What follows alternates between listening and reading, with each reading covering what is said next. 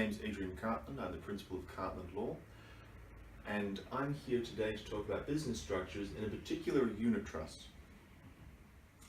So a unit trust is an entity where a trustee holds certain property for the benefit of beneficiaries, and those beneficiaries hold units, and these units determine the share of income and capital that they are able to receive. So units are kind of like shares, although they have some different tax and trust law rules governing them. So shares will be governed by the Corporations Act and by a company constitution. Units will be governed solely by the unit trust deed that establishes them. So there's actually could be more flexibility in a unit trust, but typically with a standard unit trust, we're going to say here, there's unit holders will hold, say, 50% each. Now, so a unit trust is a type of trust that is designed for multiple parties. So each party knows what percentage of something they own and are entitled to it, and they have a fixed entitlement. Now, typically, units in a unit trust will be owned by a discretionary trust.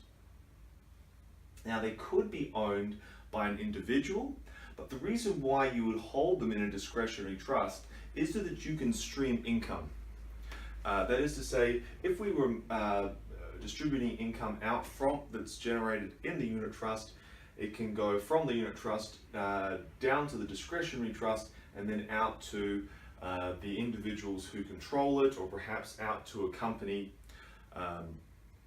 as is desired.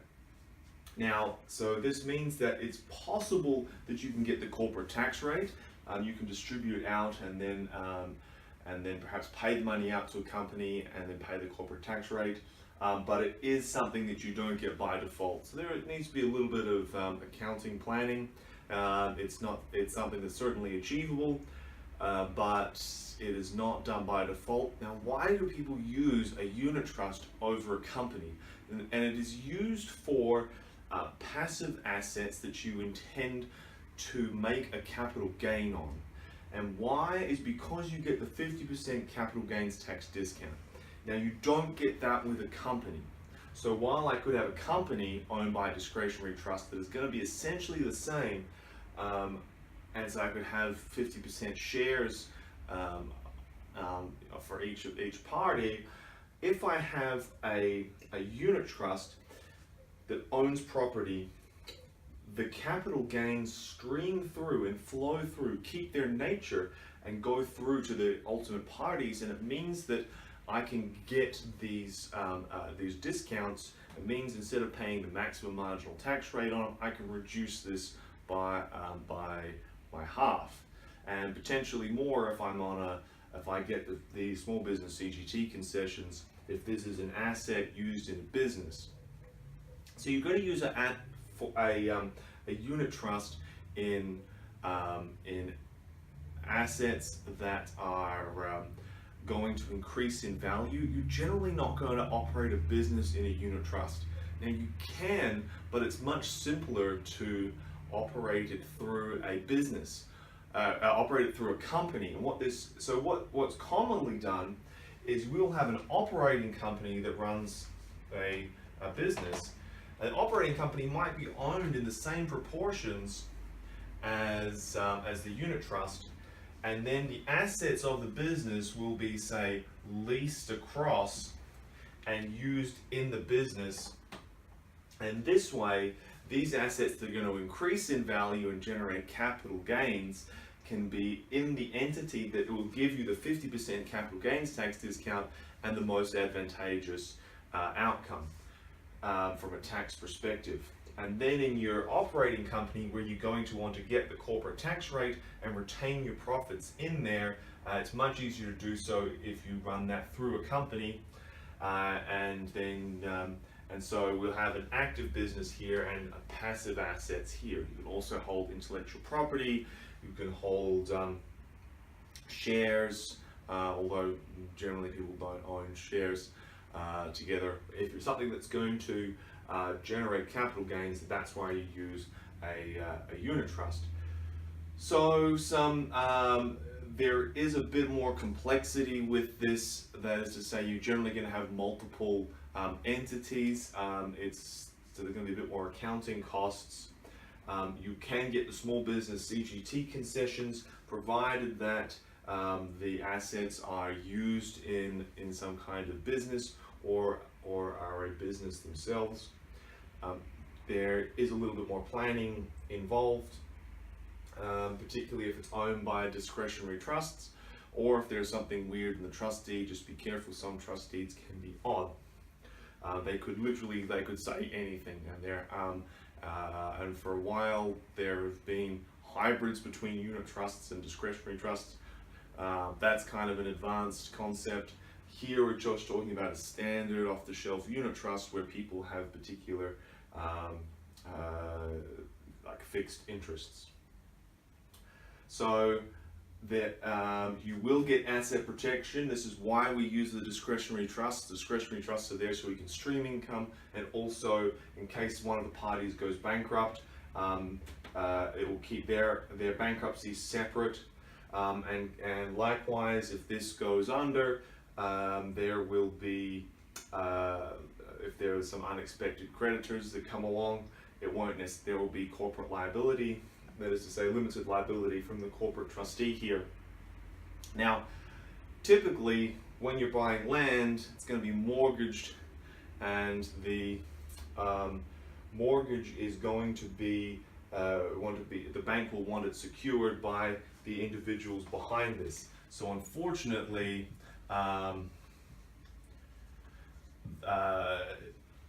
there will be risk that inures past there.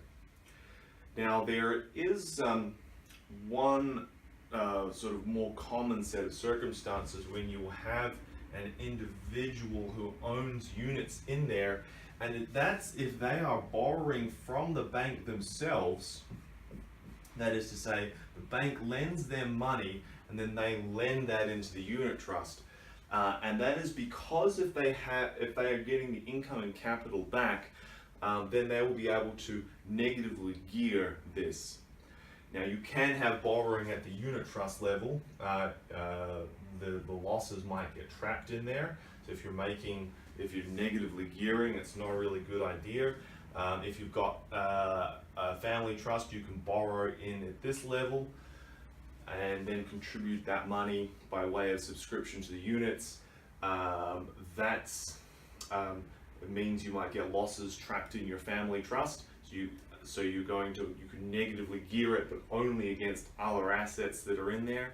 So if you have a bunch of other assets in your family trust, that's fine. It's just something to pay attention to. Is the assets in the unit trust, is it going to be positively geared or negatively geared? And if it's going to be positively geared, this doesn't really, it's quite simple how you get your money in. If it's going to be negatively geared, you're going to say, well, you're going to want to either offset those losses against income in your family trust or against you personally.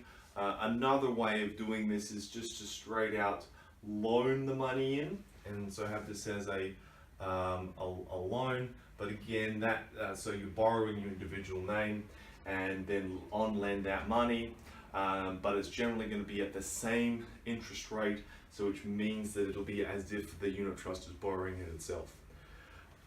Whereas if you borrow and then you subscribe to units, it is like say you borrow $500,000 and you subscribe for that as equity for $500,000, goes in there. It'll be more similar to as if you had purchased, say, a property worth $500,000 in your own name. That is to say, the rent will come back out there, so to you directly, your rent from that from the property in your share, and if that rent is less than your interest, then you'll personally negatively gear. So there is a little bit, this is a fair bit more complex. I'm going to put that over here as a disadvantage. There is also funding you need to consider.